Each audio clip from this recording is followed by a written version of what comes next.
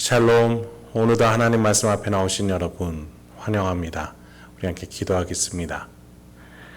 하나님, 오늘도 우리에게 귀한 말씀 주시니 감사합니다.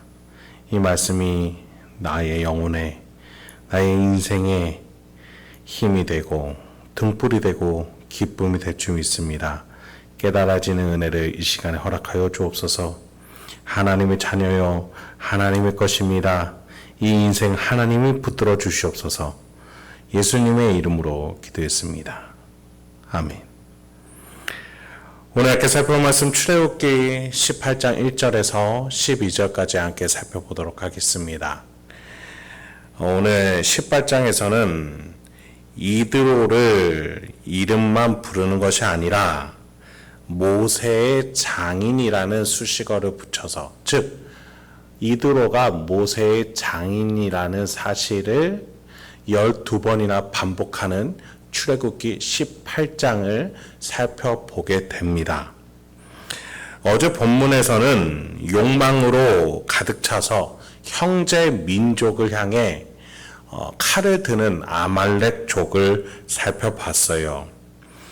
그런 점에서 오늘 본문 속에서는 이스라엘과 다른 이민족이면서 모세와 가족을 이루게 된 이드로와 만나게 되는 시간을 가지게 되는 거죠. 무엇을 말하고자 하는 걸까요? 여러분, 우리는 계속해서 출애굽기가 하나님과의 진실된 관계는 말씀에 순종하는 것이다, 하나님께 순종하는 것이다 라고 살펴봤어요. 그런 점에서 하나님과 가족이 될 관계는 혈통으로 묶여 있어도 욕망으로 가득 찬 아말렉이 아니라 다른 민족이어도 하나님의 뜻에 순종하는 자가 하나님의 가족이다라는 사실을 이드로를 통해서 보여주는 것이죠.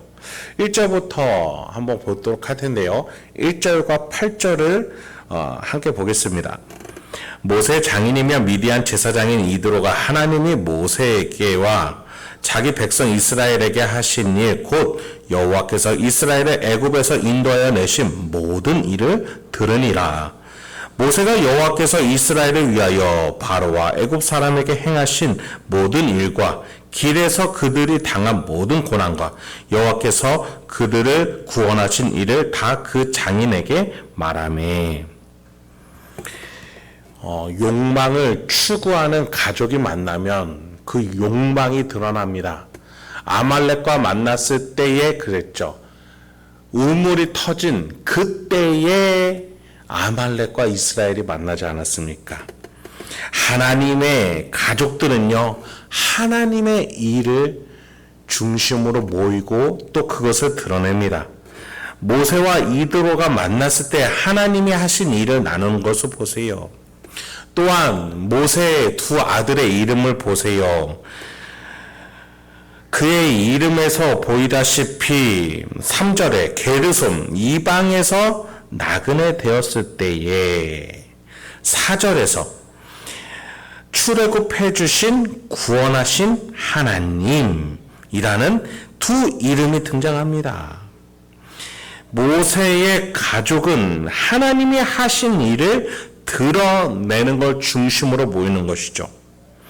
더 나아가 모세 아내는 모세가 할례를 행하지 않음으로 인해서 아내 십보라가 할례를 행하면서 그 남편에게 당신은 나의 피난편입니다 부르며 말씀을 순종하는 것에 대한 중심 사건이 있었음을 우리는 잘 기억을 합니다.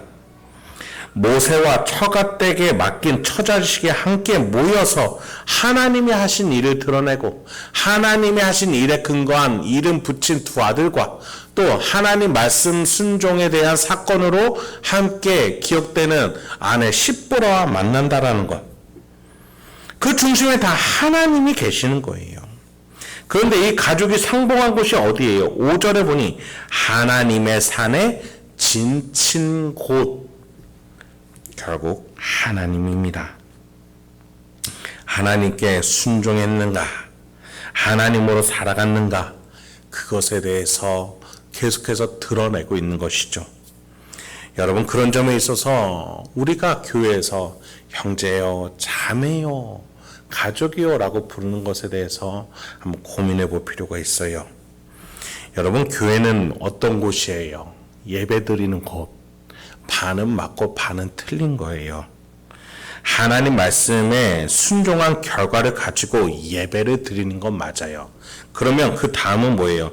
하나님 말씀에 순종하겠다는 결단으로 다음 나가는 교제의 삶이 있어야죠. 서로 기도해야죠. 서로 함께 나아가야죠. 우리의 교제는 단순히 일주일 동안 빅 뉴스를 나누는, 스포츠, 정치, 경제 문제를 나누는, 소담을 나누는 곳이 아니에요. 우리의 교제는 하나님이 주신 일과 하나님이 하실 일을 결단하고 기대하면서 함께 나누는 현장이 되어야 해요. 오늘 본문에서 모세와 이드로의 만남처럼 말이죠. 혹여나 우리가 욕망으로 가득 찬 이야기를 나누고 있다면 그것은 아말렉과의 만남일 수밖에 없어요. 여러분, 우리 교회 여러분의 소그룹은 무엇이 중심입니까? 순종된 삶으로 살아낸 흔적들을 가지고 모이십니까? 그것을 나누고 계십니까? 우리의 교제 시간이 물론 일상적인 대화를 나누는 게 나쁘진 않아요. 그런데 그 모임의 중심에는 반드시 하나님이 하신 일과 또 하나님이 한 주간 하실 일에 대한 기대와 그것을 함께 기대하며 서로의 기도를 함께 독려를 해줄 수 있는 우리의 모임이 되길 소망합니다. 그것이 하나님의 가족이요 하나님의 교회의 증거예요. 자, 바울은요, 그래서 로마서 2장에서 이렇게 밝힌 바 있어요. 유대인으로 태어났다고 해서 참 유대인이 아니며 육체의 할례를 받았다고 해서 참 할례가 아닙니다. 오히려 마음에 참된 변화를 받은 사람이라야 참 유대인이며 기록된 율법이 아닌 성령님에 의한 마음의 할례가 진정한 할례입니다. 이런 사람은 칭찬을 사람에게서 받는 것이 아니라 하나님에게서 받습니다. 제가 쉬운 번역으로 읽어드렸어요. 겉모습으로 함께 했다고 해서 한 가족, 한 교회, 한 공동체가 아니라는 거예요. 마음의 실천과 진정 어린 헌신, 그것들이 삶에 녹여져 있어져야 진정한 한 공동체라는 거예요. 하나님 말씀을 향한 진중한 마음의 태도가 우리에게 있는지, 우리 소그룹과 우리 교회에 나가는 방향성이 있는지 우리 스스로 돌아봐야 해요. 10절에 보면 이드로는 모세를 통해 이스라엘의 인도하신 하나님을 찬양합니다. 모든 신보다 크신 분이다 11절에서 외쳐요. 11절 한번 읽어보죠. 모세의 장이 이드로가 번제물과 희생제물들을 하나님께 가져오며 아론과 이스라엘 모든 장로가 와서 모세의 장인과 함께 하나님 앞에서 떡을 먹으니라. 모세와 이드로의 대화에서 그치지 아니하고 함께 찬양을 이스라엘의 대표자들과 함께 나눕니다. 우리의 예배가 이뤄야 해요. 여러분, 하나님께서는 아말렉과의 전투를 통해서 하나님의 능력이 하나님의 것으로 어떻게 살아야 되는지 보여주셨어요. 더 나아가 오늘은 이드로와의 만남을 통해서 어떻게 교제하며 하나님의 것을 가지고 공동체를 만들어 가야 되는지에 대해서 보여주고 계세요.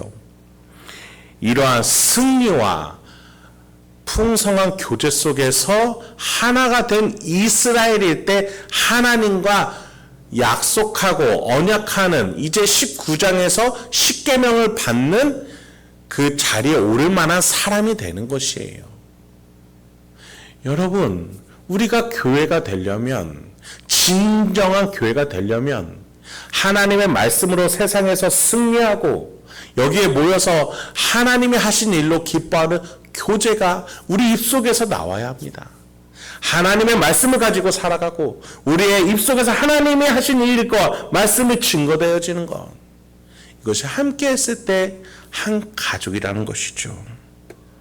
여러분, 오늘도 우리의 삶을 돌아보기 소망합니다.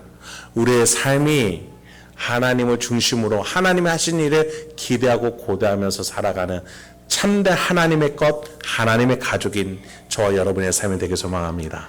함께 기도하겠습니다. 하나님, 오늘도 우리에게 귀한 말씀 주시니 감사합니다. 이 말씀으로 오늘도 하나님이 주시는 것들로 살아갈 줄 아는 우리가 되게 없어서 세상이 주는 것들로 먼저 위안 삼기보다 하나님이 나에게 먼저 주신 것들과 앞으로 주실 것들에 대한 기대로 오늘 하루도 명예롭게 살아갈 수 있는 우리 성도님들과 제가 되도록 인도하여 주옵소서. 예수님의 이름으로 기도했습니다. 아멘.